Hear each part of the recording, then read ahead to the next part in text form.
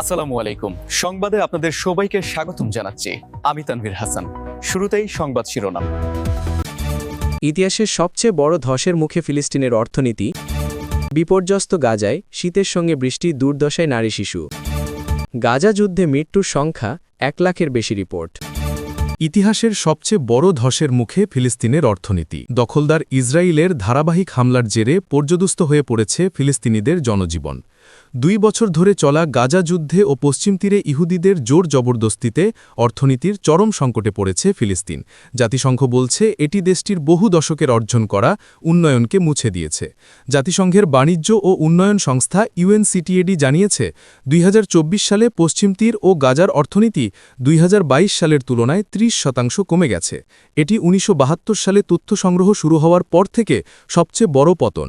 এটি 2000 সালের দ্বিতীয় ইন্তিফাদার অর্থাৎ ইসরায়েলিদের বিরুদ্ধে ফিলিস্তিনের প্রতিরোধের মন্দার থেকেও বড়। বর্তমান অবস্থা থেকে ফিরতে ফিলিস্তিনের কয়েক দশক সময় লেগে যেতে পারে। UNCTADর deputy secretary general Pedro Manuel Moreno বলেছেন, আজ যা দেখছি তা অত্যন্ত উদ্বেগজনক। দীর্ঘস্থায়ী সামরিক অভিযান এবং দীর্ঘমেয়াদী সীমাবদ্ধতার সংমিশ্রণ ফিলিস্তিনি অর্থনীতিকে রেকর্ড বিপর্যয়ের দিকে ঠেলে দিয়েছে। স্বাভাবিক হতে লাগবে কয়েক দশক।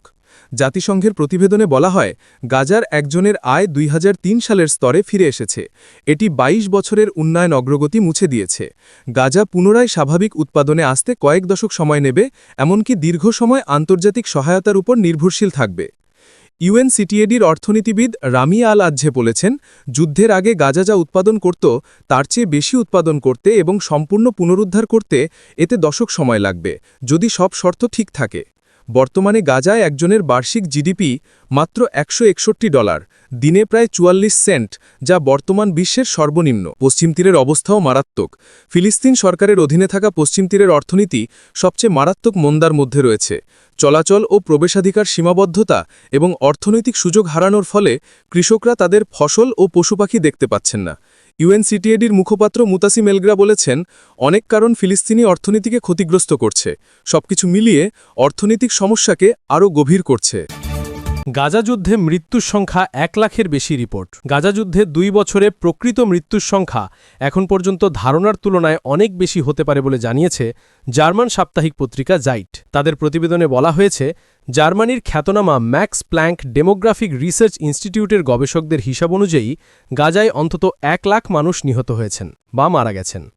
উত্তর পূর্বাঞ্চলীয় শহর রস্টকে অবস্থিত এই গবেষণা প্রতিষ্ঠান জানায়, যুদ্ধের প্রথম 2 বছরে 99,997 থেকে 1,25,915 জন পর্যন্ত মানুষ নিহত হয়ে থাকতে পারেন। তাদের মধ্যম প্রাক্কলন দাঁড়ায় 1,12,069 জনে। গবেষণা প্রকল্পের সহনেতা ইরেনা চেন বলেন, আমরা কখনোই প্রকৃত সংখ্যাটা জানব না, আমরা শুধু সবচেয়ে বাস্তবসম্মত পরিসরটি নির্ণয় করার চেষ্টা করছি। ম্যাক্স প্ল্যাঙ্কের গবেষকেরা বিভিন্ন উৎস থেকে তথ্য সংগ্রহ করে পরিসংখ্যানগত প্রক্ষেপণ করেন। গাজার স্বাস্থ্য মন্ত্রণালয়ের তথ্যের পাশাপাশি তারা স্বতন্ত্র গৃহস্থালী জরিপ, সামাজিক যোগাযোগ মাধ্যম ভিত্তিক মৃত্যু সংক্রান্ত রিপোর্টও ব্যবহার করেছেন। এ পর্যন্ত মৃত্যুর সরকারি হিসাব কেবল গাজার স্বাস্থ্য মন্ত্রণালয়ই দিয়েছে, যেখানে যুদ্ধের প্রথম 2 বছরে মৃত্যুর সংখ্যা দেখানো হয় 67,173। তবে জাইট বলছে, এই সংখ্যায় কারচুপির প্রমাণ নেই, বরং বিভিন্ন স্বতন্ত্র গবেষণা দেখিয়েছে মন্ত্রণালয়ের তথ্য সাধারণত সংযত থাকে এবং প্রকৃত মৃত্যু আরও বেশি।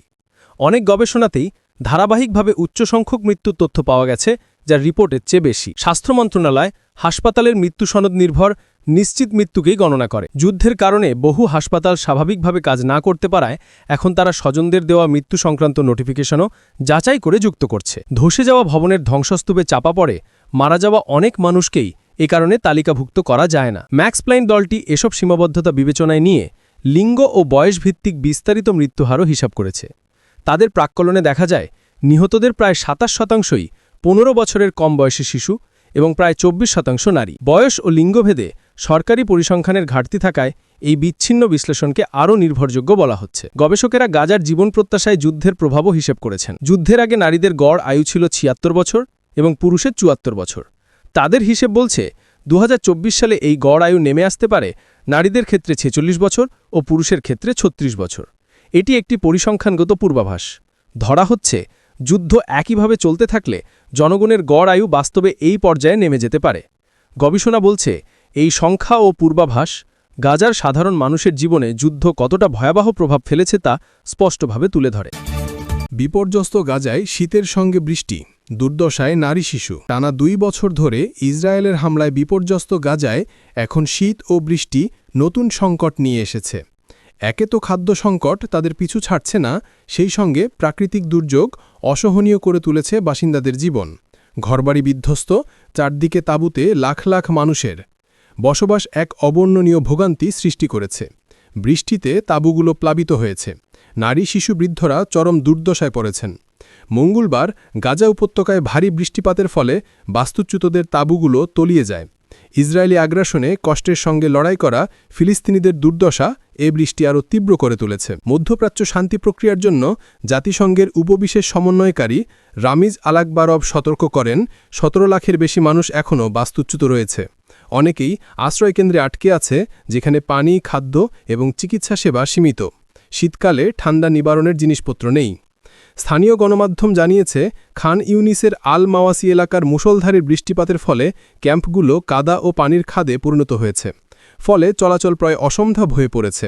বন্যার পানি অনেক তাঁবুতে ঢুকে পড়েছে। জীবনের পাশাপাশি জিনিসপত্রের জন্য ঝুঁকি তৈরি হয়েছে। কম্বল ও শীতের পোশাকের তীব্র ঘাটতি রয়েছে। তাপমাত্রা গরম করার সরঞ্জামও নেই। ঠান্ডা আবহাওয়া শিশু এবং বয়স্কদের দুর্দশা আরও বাড়িয়ে তুলেছে। যুদ্ধবিরতি চুক্তিতে 3 লাখ তাঁবু এবং গৃহস্থলীর জিনিসপত্র প্রবেশের অনুমতি দিচ্ছে না ইসরায়েল। প্রতিদিন 600 ট্রাকের স্থলে মাত্র 200 ট্রাক ত্রাণ পাচ্ছে গাজা। যুদ্ধবিরতি টিকে থাকা নিয়ে সংশয়। ইসরায়েলি হামলা অব্যাহত থাকায় গাজায় যুদ্ধবিরতি থাকবে কিনা তা নিয়ে সংশয় সৃষ্টি হয়েছে।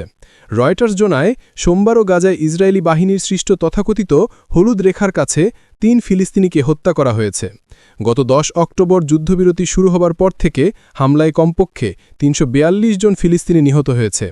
প্রায় 500 বার যুদ্ধবিরতি লঙ্ঘন করেছে ইসরায়েল। 1 লাখের বেশি মানুষ নিহত। গবেষণা। ফিলিস্তিনের অবরুদ্ধ গাজায় 2 বছরেরও বেশি সময় ধরে চলা ইসরায়েলি হামলায় 1 লাখেরও বেশি মানুষ নিহত হয়েছেন। জার্মানির ম্যাক্স প্ল্যাঙ্ক ইনস্টিটিউটের নতুন গবেষণায় এই তথ্য উঠে এসেছে। গবেষকদের হিসেব মতে 2 বছরের যুদ্ধে 1,12,669 জন মানুষের মৃত্যু ঘটেছে। তাদের 27% শিশু এবং প্রায় 24% নারী। নিরাপত্তা শঙ্কায় নেতানিয়াহুর ভারত সফর বাতিল। ইসরায়েলের প্রধানমন্ত্রী বেঞ্জামিন নেতানিয়াহু আবারও তার ভারত সফর বাতিল করেছেন। নয়াদিল্লিতে গত 2 সপ্তাহ আগে ঘটে যাওয়া ভয়াবহ সন্ত্রাসী হামলার পর নিরাপত্তা পরিস্থিতি বিবেচনায় সফরটি স্থগিত করা হয়েছে। খবর আল জাজিরার।